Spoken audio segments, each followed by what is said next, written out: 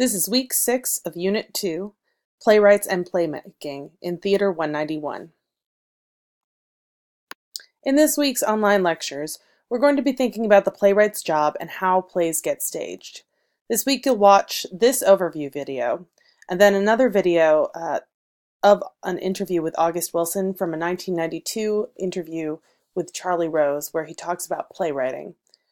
And then we'll watch a third video, which is a look back at how Eugene O'Neill's work was produced and his lasting legacy. To begin with, playwrights. What is the job of the playwright? This can look like a lot of different things, but most importantly, the first job of the playwright is to write the play. And writing the play involves, first, of course, a lot of knowledge of how plays are made, how they're put together, things that you're starting to learn in this course.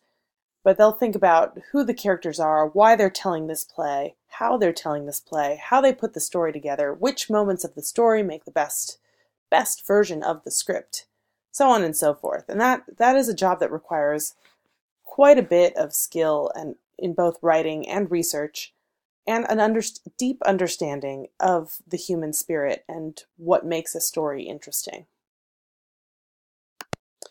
Next, the playwright will revise the play, and this process can be a very short or a very drawn-out process over time to make the play as clear and as good as it possibly can be.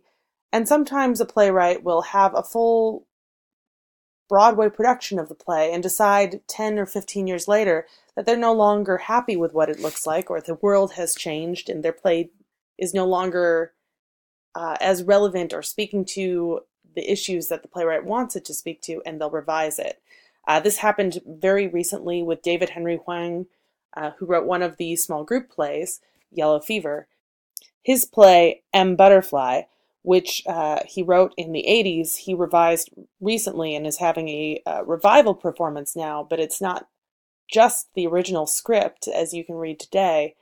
It is a new revision of the play that speaks to different ideas of gender and the words that we're using now that we weren't using in the 80s.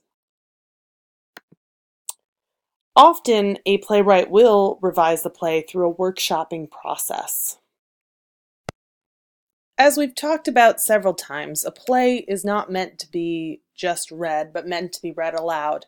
And one of the things that a workshopping process allows is that a playwright gets to hear and sometimes see the play staged, so that they can see what's working and what's not, and revise what's not working and keep what is working. And a workshop can look like a couple of different things. It can be a staged reading where actors have scripts in hands, they're unmemorized, but they are working out what happens on stage.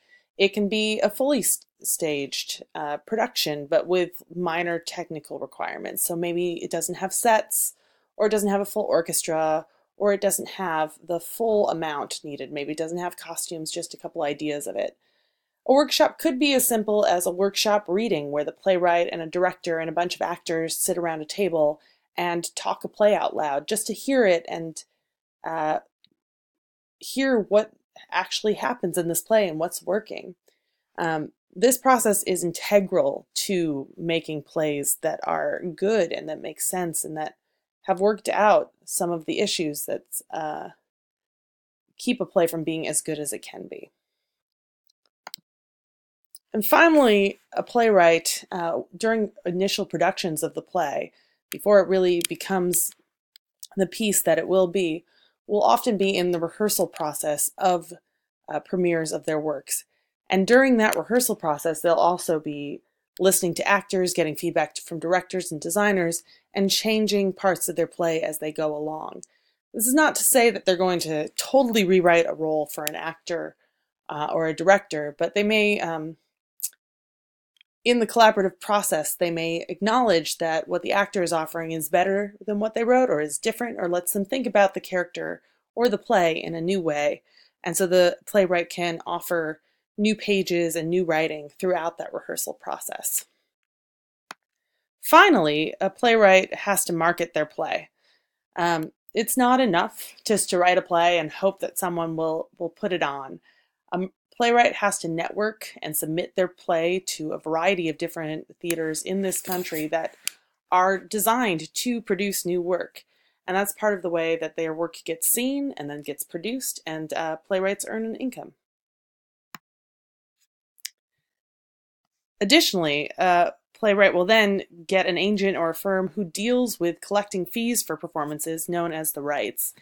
It's because once a play gets produced, or if you have a couple of plays that are being produced, it can become really difficult for the playwright to do that on their own. So they'll have an agent or a firm that will deal with licensing fees so that plays can be produced. And that you don't always have to contact the playwright to get the fees. You can just contact the agent, and there's a system in place. Next, we're going to talk about the process of getting a play produced on Broadway. The first step of getting a play produced on Broadway is, of course, to write the play. And we've just talked about how that process works.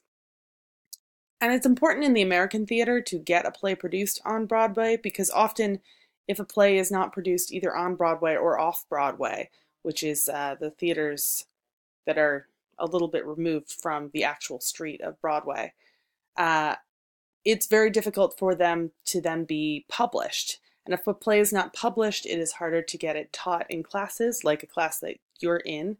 And if it's not taught in classes, then it's very unlikely that it will continue to get produced outside of that.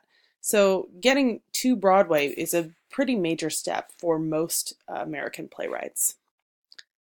So, step 1, write the play. Step 2, convince a theater or company to do a workshop reading, which we talked about a little bit. The important thing about getting a theater or company to do this for you instead of just getting a group of friends around is that when you get a workshop production with a major theater company, what can happen is that then they'll have an invited audience, which might involve some producers or other people who can move the play to the next step, which is step 3, getting a regional theater to produce the play or to get Broadway producers involved with an out-of-town tryout. We'll explain what this is a little bit in the example in the next slide. So once you get that out-of-town or regional theater production, and regional theaters are major theaters in cities across the country that produce a variety of plays, like Cincinnati Playhouse would be a major regional theater. They're important because they often produce new works and they give the space for playwrights to get these plays produced so that they can be seen and brought to Broadway if they do very well. Finally, step 4 is if your play gets that good reception elsewhere, you may then get your play produced on Broadway, but you'll need to get a bunch of producers involved, and it's a big money business that involves a lot of people doing a lot of different jobs. So, on that note, let's look at an example of how this might work with Lin-Manuel Miranda's musical In the Heights. Lin-Manuel Miranda, who you might know from Broadway's Hamilton, which we watched in our first in-class, a little bit of in our first class together. Miranda began writing this musical when he was in college at Wesleyan University, and he finished the first draft of the show in 1999 when he was a sophomore in college. So he was in a college class, and I believe he was working on this on his own. He was a theater major.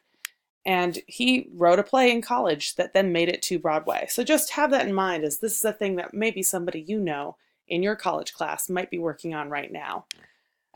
He was able to use his resources on campus to do a production of his show through a student-driven group in 2000. An alum of the Wesleyan program saw it and asked Miranda to keep working on it with an eye for Broadway. So he was a junior when that happened.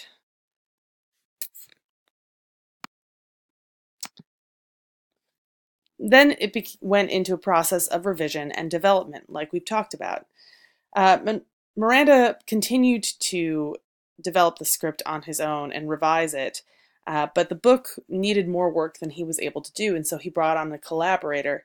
In 2004, he brought on playwright Chiara Alegria Hudes to write the book. You can see a picture of Miranda, who also originated the lead in this play, as well as the lead in Hamilton. That's the thing that he does. He writes work for himself. and there is Hoodis over here. In 2005, the Eugene O'Neill Theater Center accepted the play for the National Musical Theater Conference for further development. This is a major workshop production. This allowed Broadway producers to come see it. It gave them space and time and labor to create the piece. Then in 2007, In the Heights opened off-Broadway. The press that it got from the Eugene O'Neill Center helped boost its sales. It had a great off-Broadway run. And then on March 9th, 2008, In the Heights premiered on Broadway. So we can see that it moved from writing, through development, through workshop. And I'm sure he had many workshops between his 2000 production and the Eugene O'Neill performance in 2005. And so this whole process took about 9 years and the labor of many artists and producers to get it to where it is. After getting to Broadway, this is sort of the impact that In the Heights had. So getting to Broadway, In the Heights was then able to be nominated for Tony Awards, sort of the Oscars of the Broadway theater world, and it won 4 Tony Awards, including Best Musical. The musical has then had a long run on Broadway. It toured nationally and internationally. It's still touring, and it's fast becoming a staple in high schools and colleges as a production that people can do. Miranda's career opportunities expanded. After In the Heights, he won a MacArthur Genius Award. He wrote Hamilton, and he wrote the music for Disney's Moana. And Hoodis won a Pulitzer for her play, Water by the Spoonful. The road from writing to production is long, and it requires the efforts of many people because theater is inherently a collaborative act. A playwright cannot make a play become a stage classic all on its own. It takes the labor of so many people to make it real. You'll next watch a selection from an interview with August Wilson with Charlie Rose in 1992, in which he talks about his goals in playwriting, sort of the why he feels compelled to write plays. And he'll begin to discuss some of the issues of getting different kinds of plays produced. After that, we'll come back together and you'll watch a video about Eugene O'Neill and his legacy. And we'll touch back on what the Eugene O'Neill Theater Center is, which is where In the Heights was developed.